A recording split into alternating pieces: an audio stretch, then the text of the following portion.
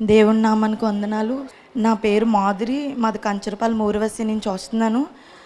నాకు ఈ ప్రేయర్ గురించి మా ఫ్రెండ్ దేనా అని ఒక అమ్మాయి చెప్తే ఇక్కడికి వచ్చేదాన్నండి. నాకు గొంతులో కాయలాగా వచ్చేసిందండి.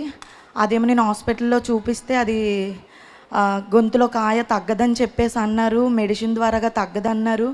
అదేమో టెస్ట్కి కూడా ఫ్లూయిడ్ పంపించారు. అది థైరోగ్లాసిస్ సిస్టమ్, అది ఆపరేషన్ చేయాలి, 1,50,000 దగ్గర దగ్గర అవుతుందని అన్నారు ప్రైవేట్ హాస్పిటల్లో. తర్వాత నేను విమ్స్ హాస్పిటల్కి వెళ్ళానండి. విమ్స్ హాస్పిటల్లో ఆపరేషన్ చేస్తానన్నారు. కానీ డాక్టర్ గారు 50-50 ఛాన్సెస్ ఇచ్చారు. అంటే గొంతులోని ఇది కోసేటప్పుడు కొన్ని రోజులు నువ్వు బెడ్ రెస్ట్ ఉండాలమ్మా అని చెప్పేసి, దానివల్ల ప్రాబ్లం కూడా అవ్వచ్చు అని చెప్పేసి చాలామంది అన్నారు. అప్పుడు జనవరిలోని ఫిబ్రవరిలోనే అయ్యగారు ప్రార్థనలకి నేను వచ్చాను. అయ్యగారు నాకు గొంతులో సిస్ట్ వచ్చింది, ఇదేమో ఆపరేషన్ ద్వారా కరుగుతుంది అంటున్నారు, మందుల ద్వారా తగ్గదు అంటున్నారని అయ్యగారికి చెప్తే అయ్యగారేమో ప్రార్థన చేశారు. నీకు ఏ ఆపరేషన్ లేకుండా కరిగిపోతుందమ్మా అని చెప్పేసి అన్నారు.